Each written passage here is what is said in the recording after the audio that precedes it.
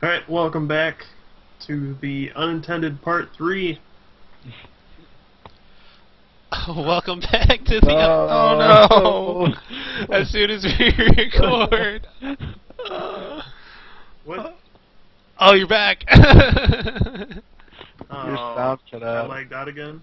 You No. just started like talking and no sound. I'm gonna keep recording. I'm gonna keep this copy until it goes officially under. Alright, can you hear me now? Yeah, we can hear you. Okay, so welcome back to part 3, where now you can hear me. We'll finish up with the viewer questions here. Starting with, let's see, Robert Combs. What do you all think about CMT, Celebi, Mewtwo, Tornadus, with Tex or without Tex? Terrakion and Smeargle, mainly. So what do you guys think about, let's say, Terrakion first?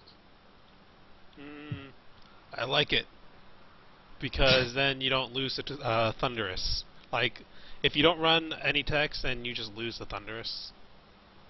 But then that kind of brings out the question, well, what if... it calls back to the previous question, what if the Zekrom player plays both Tornadus and Thundurus? Then what happens?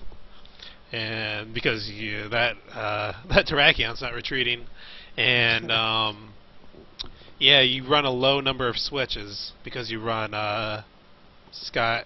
What's it called? Sky Arrow. Sky Arrow Bridge. Yeah. I think it actually runs 2 or 3 switches too. I don't feel. Yeah, but it run. But at that point, you're just cutting down on Sky Arrow bridges, No, which still 3 of those. I think 3 is low. I think like if you think about it, that's its deck's lifeline is Sky Arrow Bridge, and if you don't like, why would you not max out on that? Like you're just kind of gambling. Oh, maybe this game I will draw it. Maybe this game I will not, and I will have to hope I draw enough switches to keep me into the game until I do draw it. So. Yeah, but at the same time, you don't want to like keep drawing Skyro bridges because honestly, nobody else plays stadiums. Well, you play 4 Juniper and 4 Junkon for a reason. Yeah, but it's like if you played Gothitelle, would you play 4 Tropical Beach? I mean, if you had them, would you have played? But it's not like a live or die card. It's not like a card where you go. That certainly was for Gothitelle, yeah. No, but it's not like you go, oh, I literally just don't do anything for many turns. I don't even, because Gothitelle at least had the option of Eek, which you could search for. You can't search for Switch. You can't search for any of these stadiums. You just go, okay, I'm going to draw this stadium right here, or I'm going to lose. I mean, Yeah. that's just like scary for me. So I would always max Yeah. out on that. I'm sure everybody would love 4, but you don't always have the space to play 4. That's the main issue. Regardless, back to Terrakion. I like it. Yeah. Drew, what do you think about Terrakion? I think if you made the room for enough switches, it would be okay. But overall, I probably don't like it. Just seems hard to fit, and I don't know, just seems hard to fit and has a huge retreat. I remember games with 6 corners where I would lose because my Terrakion got stuck active, and I played 4 switch, so it's just not a pretty game when your Terrakion's stuck active. It takes forever to lose, and there's nothing you can do about it, so you feel pretty bad. Yeah, I think Celebi Tornadus Mewtwo is probably the deck I've used the most in this new format, and I've played it with and without Terrakion. I like Terrakion, but you gotta understand if you use it, there are a ton of risks involved. Number 1 is starting with it. If you start with it, pretty much sign to slip on that game, because you're probably not going to attack anytime soon, and pretty much lost any Durant deck if you started with it. Second concern is, I mean, you kind of have to fudge up your energy line if you play it. I think that's the biggest problem. So you need 4 double colorless, pretty much. You need a bunch of grass energy for Celebi, so you can actually attach. Where do you find the room for your fighting? How many do you play? It just makes the deck more complex and clunkier than it has to be. So it's kind of a trade-off. Terrakion, obviously a good card, but at what cost? And I guess that's kind of just a personal decision you have to make.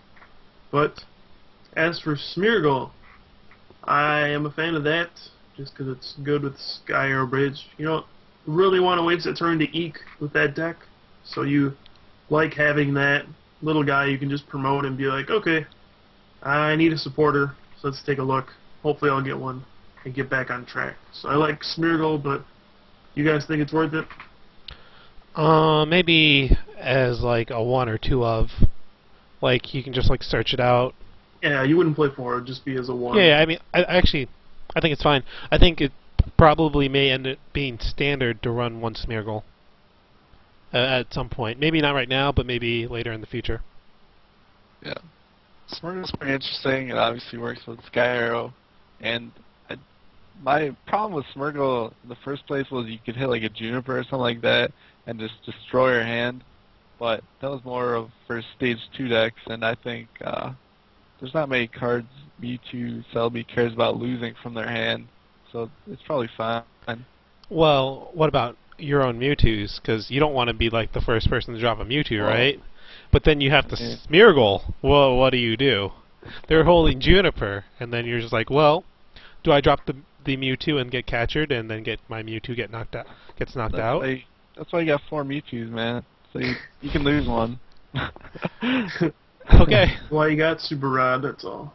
Alright, there you have it. Get 4 Mewtwo, guys, if you want to play this deck. I think my biggest fear, actually, when using Smeargle is like when I portrait, and it's like in the middle of the game, and I got like 3 prizes left, and all they have is an N. Oh, yeah. And you're like, okay, I'm down to 3 cards, I've just lost. So, Whoa. I think that's actually the bigger danger. 3 cards in this format, that's huge. Well, I mean, it gets worse and worse. Like, Yeah. if you're just kind of like, I'll take a peek, and you got 2 cards in your hand, and maybe you had like a decent hand, but not great, and you maybe wanted to hit like Oak's New Theory or something, and then you actually just put yourself at 2 or 3 cards, that can like lose you the game. So, definitely a risk-reward kind of card, but the reward can be nice. You can also discard like 3 Junk Arms with a Juniper, so yeah, who knows? Yeah. Oh, that's huge. Yeah. Alright, we got 2 more questions here. From Frank Hamilton, Plus Power. Is it a necessity, or just a 61st card, just kind of extraneous, nice to have, for most decks in the format? I think it's a necessity. You kind of need to run into, like, there's a lot of things where your damage just doesn't add up completely. Like, first off, Mewtwo, if they don't have, if you're attacking with your own Mewtwo, and then they only have 2 energy on it, but you can't get the 3, but they don't have an Eviolite on it, so you just go, oh, I'll just DCE plus power knockout. Boom. Or you can go, even if they do have Eviolite on it, you can go DCE plus power junk arm DCE. That's wrong. DCE plus power junk arm plus power. And there you go. That's like your 3rd energy. Yeah, I definitely think it can turn a matchup. That's one of those cards where if your opponent runs it and you don't, you can just get run over because they always have that extra damage that they need. And I don't know why you wouldn't run it. Like Pram said, there's always those situations, and it works so well with Junk Arm. It's a good card all around. Yeah, the more games I play, the more I realize like how often I am 10 or 20 damage away from getting like a huge knockout. I think the biggest use is probably against Durant when they got an Eviolite and, like, say you got Tornadus or a Thundurus and they have an Eviolite, you need a plus power just to knock them out in 1 hit. And being able to knock somebody out in 1 hit as opposed to 2, that's huge. So I think plus power is a necessity in most decks, but usually not more than 1 or 2. I mean, if you're playing 4 plus power, it's probably over at this point. So definitely good to include, though. So we'll get to the last question here from our national champion, Justin Sanchez. If you had the chance to take a deck to top cut, don't even worry about Swiss. Let's just assume that you've made it to the top cut. What deck do you think that would be? What would you want to play in best of 3 matches? Hmm. I'm leaning on Durant. I want to say Durant, but I had bad results with it in best 2 out of 3. You guys would take Durant over anything else in a best-of-3 match? That's what you're telling me? Well, think about it. You're gonna rob someone of one game with Devour, and then if you Just go hope for the first, if you go first, another like say you go first game 1, and then you win it because you went first, and then game 2, you have the chance to rob him of a game with Devour, and then game 3, if that happens, you get to go first again. So here's my question. Why aren't you using Durant then? Because I'm scared of Typhlosion. Alright, I think for me it would actually be Celebi, Mewtwo, Tornadus.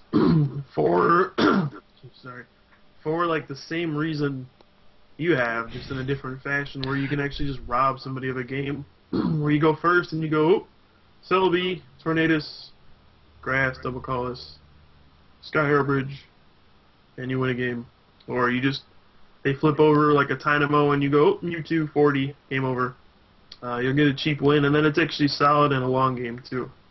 I think Celebi Mewtwo has the best chance to steal a first turn win while still being able to win a longer game. So I think that might actually be the best overall in a best-of-3. I could see Durant maybe. That's only if you go first though in the first game. It's guaranteed. That good. All right, well that will wrap it up for tonight.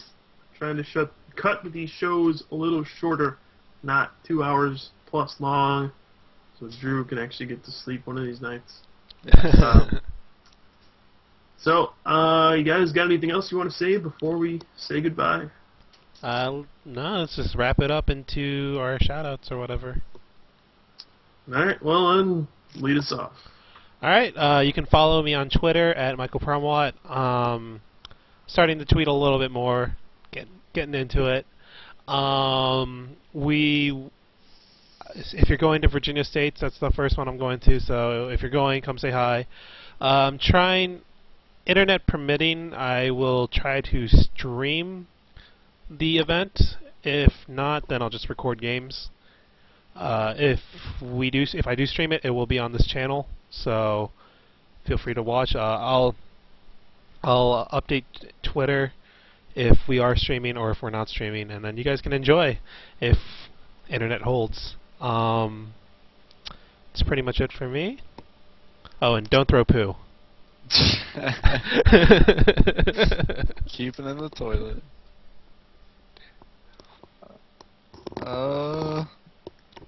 I didn't even think about streaming. That's a good idea, Pram. I'm right on OSU's campus. Maybe I can stream. I have my free wireless or whatever. Unless they took it away from me.